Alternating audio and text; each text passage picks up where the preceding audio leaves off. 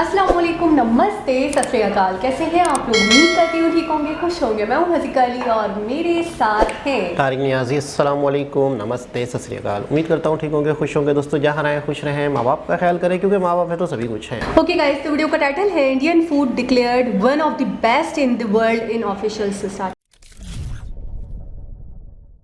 नमस्कार and welcome you to world affairs. मैं हूं प्रशांत धवन। अगर आपने वर्ल्ड अफेयर्स को सब्सक्राइब नहीं किया है तो सब्सक्राइब टू वर्ल्ड अफेयर्स। आपने काफी बार देखा होगा कि दुनिया में हर चीज को लेकर इंडेक्स बन चुका है कि बिजनेस में कौन सा देश आगे है उसको लेकर इंडेक्स, इकोनॉमी के इंडेक्स, जीडीपी के इंडेक्स, मिलिट्री इंडेक्स हैं। और अब एक बहुत ही इंपॉर्टेंट एस्पेक्ट है जिंदगी का, खाना। घूम फिर के हम ह्यूमन बींग्स को खाना पानी चाहिए होता है और दुनिया में वो कौन से देश हैं जहां पर सबसे बेहतरीन खाना मिलता है, सबसे बेहतरीन कुजीन है, इसको लेकर एक लिस्ट बनाई गई। और यहाँ पर आप देख पाओगे, इस पे आर्टिकल आपको दिखेगा, भारत की ओवरऑल रैंक आई है 5th। दुनिया में 5वीं सबसे बेहतरीन कुजीन आपको मिलेगी इंडिया में। एक्चुअली इंडियन कुजीन नाम की अपने आप में कोई चीज नहीं है। हमारे यहाँ तो विभिन्न टाइप की कुजीन्स हैं। हर 100 किलोमीटर में आप देखोगे तो खाना बिल्कुल बदल जाएगा, स्वाद बिल्कुल चेंज हो जाएगा। मगर ओवरऑल यूनिफॉर्मिटी के लिए इन्होंने कहा है कि भारत से जो भी खाना निकलता है इसकी ओवरऑल रैंक है 5th।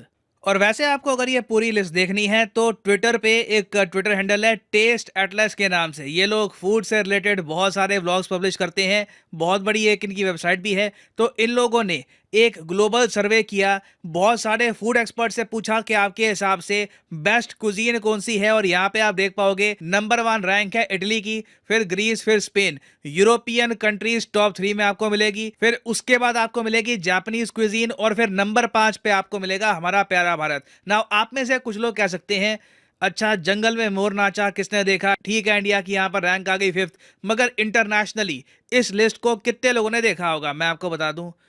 ये लिस्ट दुनिया भर में पॉपुलर हुई है, इस पर हजारों आर्टिकल्स पब्लिश हुए हैं हर लैंग्वेज में। और इस ट्वीट को ही मैं आपको बता दूं, पता है कितने लोगों ने देखा है? यहाँ पे आप देख पाओगे 37.6 मिलियन लोगों ने ये ट्वीट देखी है। मतलब कि 3,70,00,000 लोग दुनिया भर में ये ट्वीट देख चुके हैं। और मैं आपको गारंटी देके कह सकता हूं, इनमें से कई हजारों लोग इवेंचुअली इंडिया को विजिट भी करना चाहेंगे। क्योंकि आप खुद ही देख लो, इंडियन कुजीन बेहतर है American cuisine, Turkish cuisine, Chinese cuisine. Chinese खाना हमारे यहाँ वैसे फेमस है, मगर टेक्निकली जो चाइनीज खाना हम खाते हैं वो ऑथेंटिक चाइनीज होता नहीं है, वो इंडियन चाइनीज होता है। हमने काफी हद तक उसको इंडियनाइज कर रखा होता है अपने मसालों से। नहीं तो जो ऑथेंटिक चाइनीज कुजीन है आप देखोगे ये पेरू से भी पीछे है। पेरू, आप में से कई लोगों को मैप में पता भी नहीं होगा कि पेरू देश है कहां पर। तो चाइना पेरू से भी पीछे आपको मिलेगा।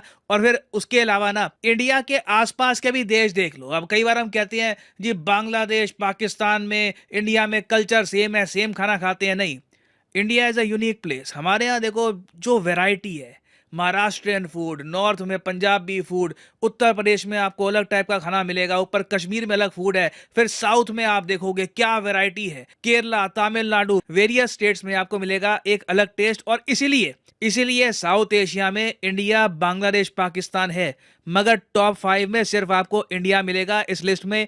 बांग्लादेश की रैंक क्या है?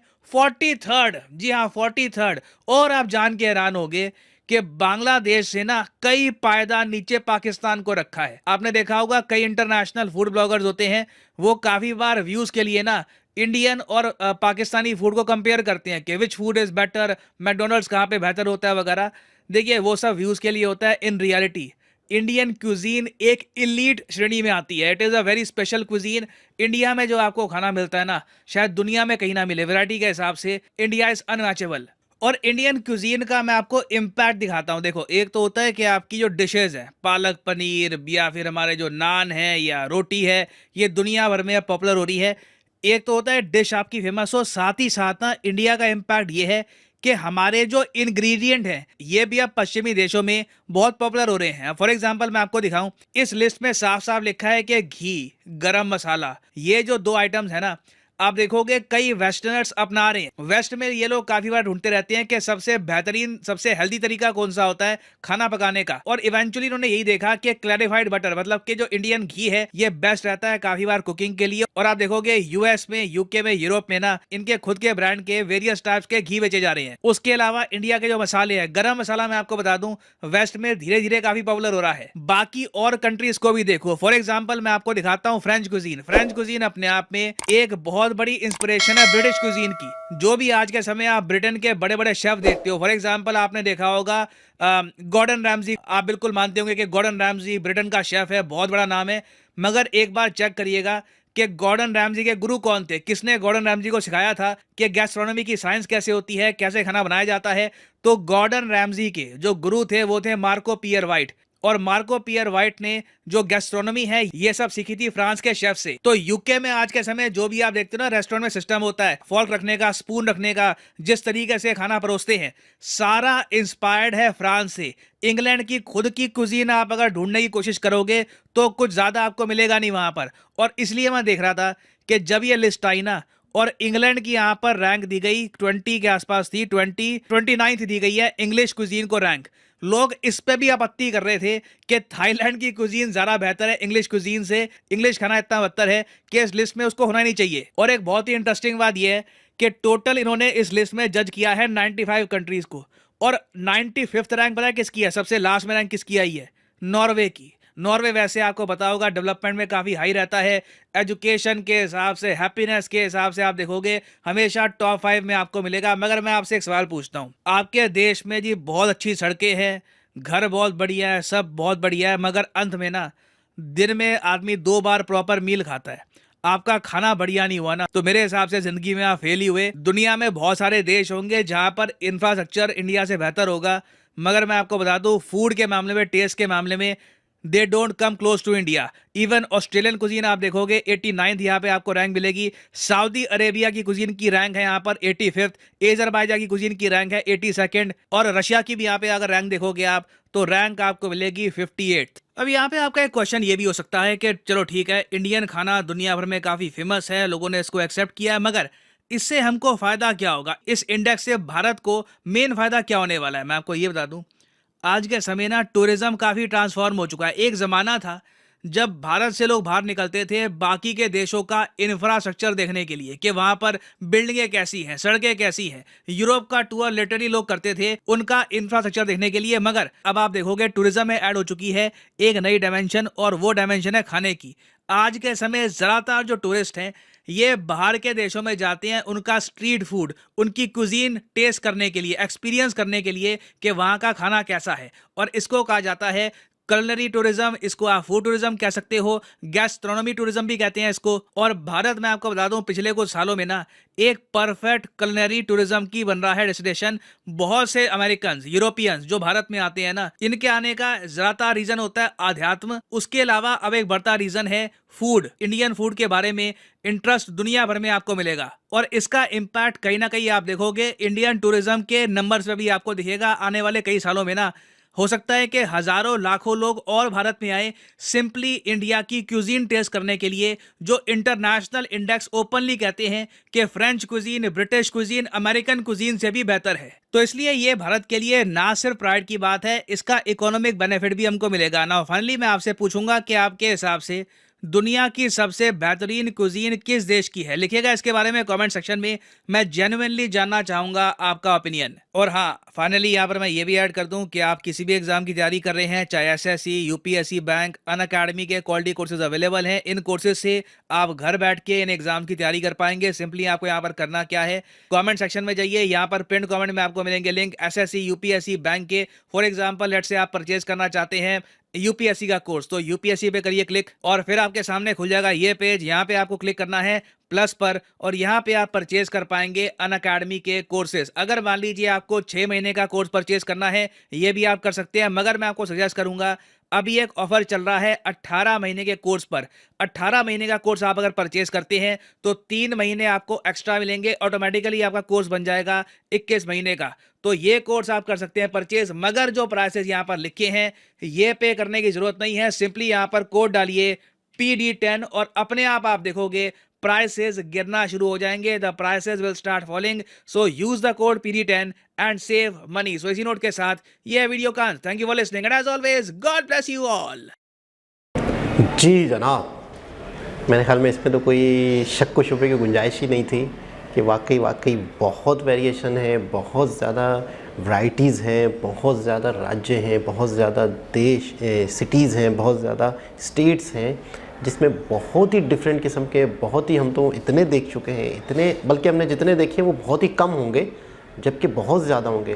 केरला के हमने देखे, मतलब किस तरीके से यूनिक तरह से मतलब वो बनाते हैं। हर एरिए का, हर स्ट्रीट फूड की तो मैं कहता हूँ इतनी भरमार है, इतनी वैरायटी है। मुंबई खाली देख लें आप, तो इसमें तो कोई शक नहीं है। 5th रैंक पर, बहुत सारे लोग शायद सोचेंगे कि क्या फ़ायदा, लेकिन वाकई इसका बहुत ही फ़ायदा है कि अक्सर हमने व्लॉगर्स देखे हैं, अक्सर हमने टूरिज़्म के हवाले से जो लोग आते हैं इंडिया में उनको देखा है, तो वाकई कुछ खाएं, कुछ देखें ना देखें।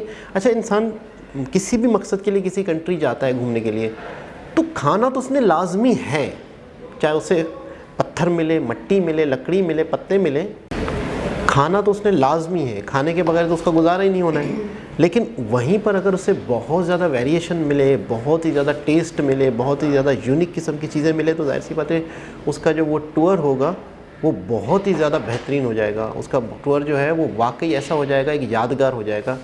लेकिन मुझे बहुत ज़्यादा अफसोस इस बात का हुआ कि मुझे लग रहा था कि 12वें-13वें नंबर पे पाकिस्तान आ ही जाएगा, क्योंकि ज़ाहिर सी बात है हम बचपन से सुनते आ रहे हैं, हमारे खाने पीने एक हैं, हमारे कल्चर एक हैं, जिस तरह से रोटी वहाँ बनती है उसी तरह रोटी यहाँ बनती है। मुझे ऐसा लग रहा है कि इंडिया जो 5th नंबर पर है, हमारे साथ भी जो खाने पीने हैं वो सारे इंडिया ही की लिस्ट में डाल दिए गए हैं। मिसाल के तौर पर बहुत सारे सेम चीज़ें हैं, बहुत सारी चीज़ें ऐसी हैं, जैसे बिरयानी हमारे यहाँ भी है, लेकिन बेशक आई वहीं से है, इंडिया से ही आई है। तो मुझे ऐसा लगता है जितने भी हमारे फूड्स हैं, हमारे खाने जो पाकिस्तान में हैं, वो सारे बेसिकली अगर देखा जाए तो इंडियन ही हैं। तो इसी वजह से उन पाकिस्तानी, मैं इस 5th रैंक में अपने आप को भी महसूस कर रहा हूँ कि वो सारे खाने हमारे भी हैं, लेकिन बहुत सारे ऐसे राज्य हैं, बहुत सारे ऐसे सिटीज़ हैं जो बहुत यूनिक किस्म के भी खाने हैं जो पाकिस्तान में कोई सोच भी नहीं सकता। और मुझे सबसे अच्छा तो वो जो केले के पत्ते के ऊपर रखकर केरला में जो दिया जाता है, वो अपने आप में देखने में बहुत खूबसूरत लगता है, बहुत अच्छा लगता है। जगहों पे केले के पत्ते के ऊपर सर्व किया जाता है, वो कोई एक राज्य में नहीं। मुझे तो केरला, कई जगहों पे, कई जैसे साउथ टाइप की जो जगहें हैं, तमिल हो गया, केरला हो गया, तो ऐसे। अच्छा, मुझे भी अफसोस हुआ है इस वीडियो में, लेकिन इस बात का नहीं, क्योंकि पाकिस्तान तो मुझे आखिर तक कहीं लिस्ट में दिख भी नहीं रहा था। यानी 95 कंट्रीज़ के हवाले से ये लिस्ट थी, जिसके अंदर 47th रैंक पर आया पाकिस्तान, तो मुझे ऐसा लग रहा था कहीं है ही नहीं।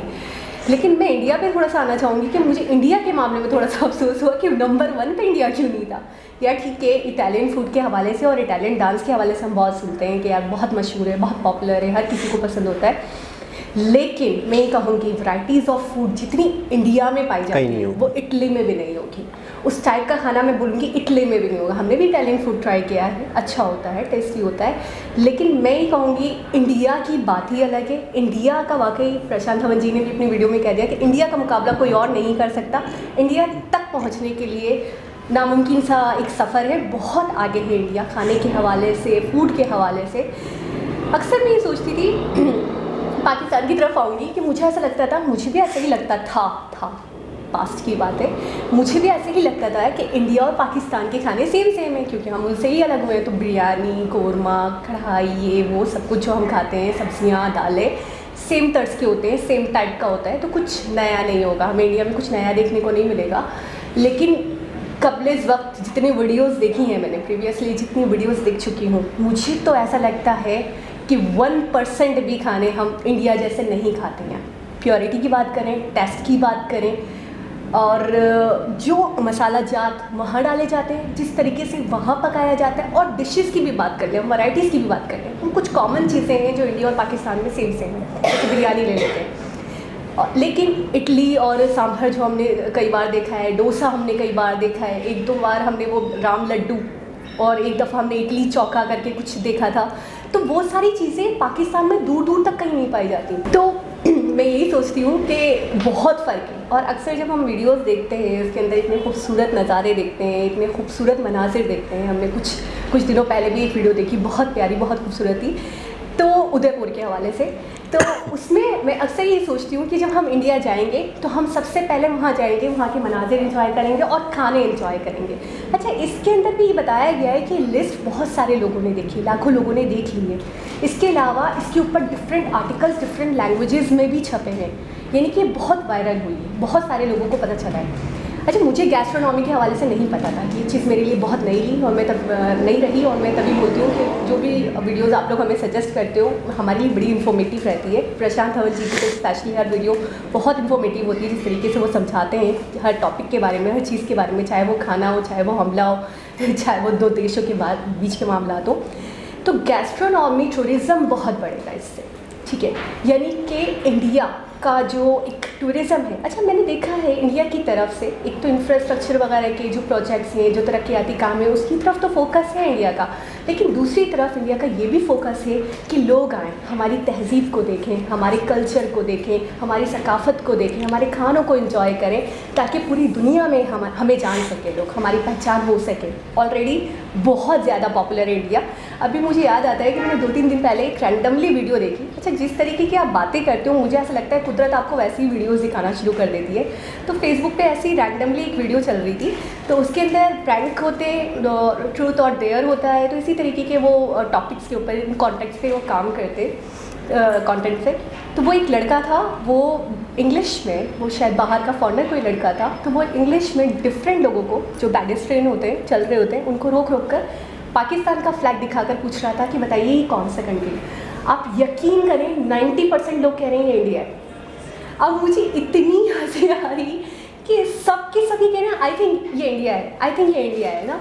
तो वो बार बार कह रहे हैं नहीं ये पाकिस्तान है, इंडिया के पास वाला कंट्री, इंडिया का नेबरिंग कंट्री, वो उनको बता रहा है डिटेल में। यानी कोई एक बंदा भी एग्जैक्टली नहीं बता पाया कि ये पाकिस्तान है। तो मुझे कहीं ना कहीं अफसोस भी हो रहा था और कहीं ना कहीं हैरत भी हो रही थी कि जो भी नाम ले रहा है वो इंडिया ले रहा है। यानी इंडिया ऑलरेडी बहुत पॉपुलर है, यानी कि बाहर के जितने भी ममालिक के लोग हैं, आम जनता, वो इंडिया को जानते हैं, इंडिया को पहचानते हैं। अब वो पाकिस्तान क्योंकि उन्हीं से सेपरेट हुआ है तो उनको लगता है ये इंडिया ही है। अभी भी ये इत्तेफाक हुआ एक, तो मैंने सोचा था मैं लास्ट में आप लोगों से शेयर करूँ कि ये बहुत अजीबोगरीब सा इत्तेफाक हुआ वीडियो देखने। इसमें कोई शक नहीं कि वाकई बहुत वैरायटी है इंडिया में, और हिस्ट्री बहुत ज़्यादा है, हिस्टोरिकल बिल्डिंगें, हिस्टोरिकल इमारतें, हिस्टोरिकल स्ट्रक्चर्स बहुत ज़्यादा हैं, फूड्स हैं।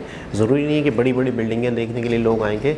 हिस्ट्री की तरफ भी आने वाला वक्त अब ऐसा दौर है कि लोग अपना इतिहास जानना चाहते हैं, अपने जो आबाओ अजदाद थे बहुत पहले, पूरी दुनिया में किस तरीके से लोगों का रहन सहन था। तो उसके लिए भी मैं समझता हूँ इंडिया बहुत रिच है, कल्चर के हवाले से भी रिच है, फूड के हवाले से भी आपने देख लिया।